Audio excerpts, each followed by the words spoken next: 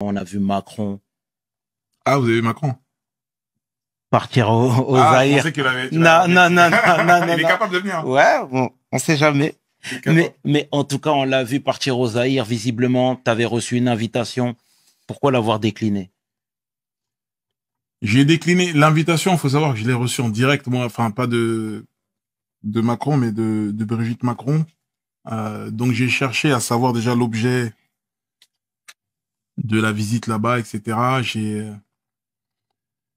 Moi, je suis très au courant de ce qui se passe au Congo. Je suis très au courant de ça. Tu vois, et j'ai toujours eu ce rôle-là, cette position de prendre des décisions qui peuvent tout faire basculer. Tu vois. Donc j'ai dû décliner. J'ai dû décliner l'invitation parce que ça me semblait trop compliqué et c'était justifié aussi quand on regarde les Congolais, quand on regarde leurs revendications. Et ils sont pas en train d'inventer une histoire, tu vois. Donc, moi, en tant que Congolais, arriver comme ça, euh, avec le chef d'État français, c'était pas la meilleure idée. On t'en aurait voulu? C'était pas la meilleure idée, on m'en aurait voulu et je peux comprendre pourquoi on m'en veut par rapport à ça. Tu vois. Donc, j'ai eu une réflexion de 24 heures, j'ai réfléchi un petit peu, bien avant que ça parte sur les réseaux, etc. J'en ai jamais parlé, moi. J'en ai jamais parlé. Je crois que c'est justement Kémy Seba qui a mis ça sur avec un tweet. Moi, j'en avais jamais parlé parce que je me suis dit, bon, personne va, quoi qu'il arrive, j'ai pas à dire que j'ai décliné, Macron m'a invité, j'ai décliné, etc. Je n'y vais pas, c'est tout. Parce que c'est politique, c'est machin, j'ai pas envie. Le Congo, c'est un pays spécial. Les artistes sont des politiciens. Ils sont considérés comme des députés. Donc, arriver là-bas, non, c'était pas la meilleure des choses. C'était pas la meilleure des choses, je l'ai pas senti. Encore une fois, tu marches au feeling, donc c'est très bien. Mais toi, c'est quoi ton avis, tu sais, par rapport au conflit même qu'il y a là, au sein même du pays, tu vois, à l'est du pays plus Avec précisément. M23, tout ça. Hein. Absolument. C'est quoi toi ton regard par rapport à tout ça? Mon regard, c'est le regard du peuple aujourd'hui. Ouais. Tu vois, ce que je sais, je l'apprends du peuple. C'est eux qui vivent ces scènes-là, c'est eux qui vivent ces atrocités. Moi, je suis pas sur place. Tu vois, je ne fais que répéter des choses qui se passent dans le Kivu, qui sont réelles. Et pourquoi tout ça? Pour des matières premières. Qui arme ces gens-là?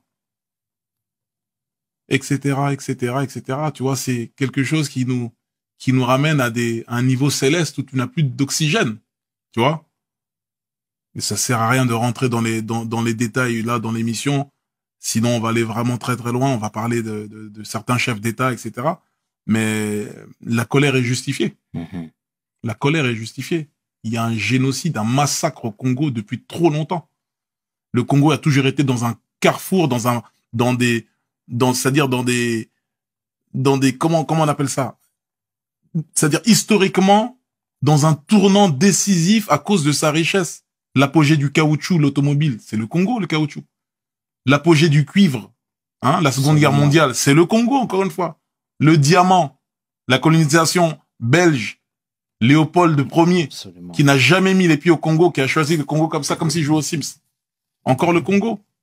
Aujourd'hui, le coltan, qui permet de faire les écrans, les ordinateurs, la mémoire, le Congo.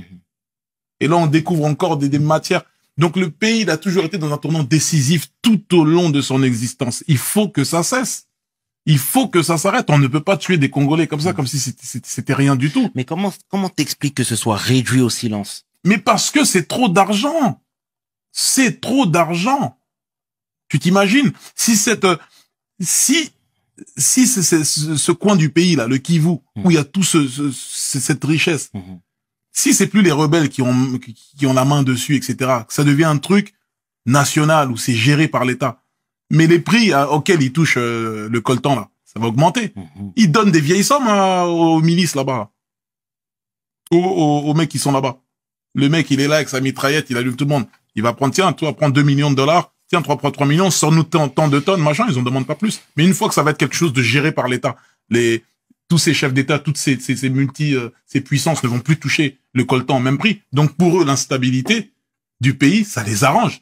Parce que c'est des milices qui massacrent tout le monde. Eux, on les arme. Vas-y, les gars, on arrive, vous nous sortez 25 tonnes de machin, là. Là, vous sortez 10 tonnes, tenez. Et ça paye les mecs au lance-pierre. Un lourd là-bas. Ils sont contents. C'est terrible ce qui se passe. Et ça ne va pas s'arrêter. C'est-à-dire, je suis un artiste, j'en viens à parler de ça parce que on a plus, il faut dire la vérité aujourd'hui, tu vois. Il faut dire la vérité. Aujourd'hui, les Africains, ils en ont marre.